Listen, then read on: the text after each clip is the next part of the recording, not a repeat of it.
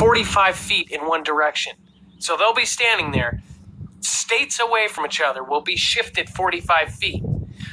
It's going to snap, and then that huge, after the 5-minute or more earthquake, at least 5 minutes, all of that water, within about 15 to 20 minutes, you're going to see a wall of water anywhere from 30 to 90 feet high come in and wipe everything out west of I-5. Okay, so here's what's interesting about what you just said. It's almost word for word how he was talking about it. So they're obviously training for it. And that's what he said. He goes, this is not something that they're thinking might happen. This is something they're training as if it is going to happen.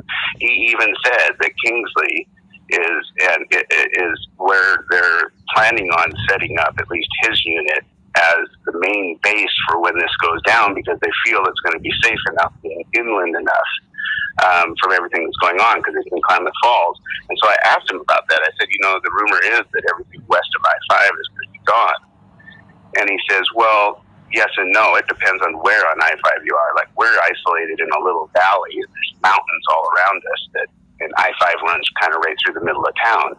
So half of town isn't going to be wasted here, he said. But it's when you get past those mountains down to the coastlines. And, we got to talking about that because the Cascadia is not that far out in the ocean in relative terms to us as it is to, like, Japan and the other countries. So the huge wall is going to build as it goes that direction, because it's going to have time to build.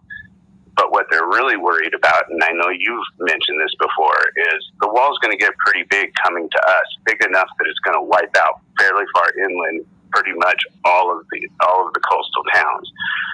But what the major danger is what you just said, that 5-minute long 9.0 or better earthquake that they are absolutely training for.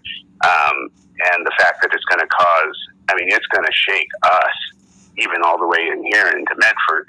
And it's going to cause things like liquefaction to happen, or like you were saying, that Washington is built on old Washington, and those could come down and crumble. That's exactly what they're worried about. In fact, like the new equipment and the new equipment I was telling you about that we even have here, and like I say, we're a small town, is all like communication stuff. Like right now they have one sitting up there just running. I got a picture of it. It's just sitting there. It's got its radar dish up in the air, hooked up to a generator, and it's just sitting there running. And I've checked it for a few days. It's just running. And all this equipment's just sitting there like staged up.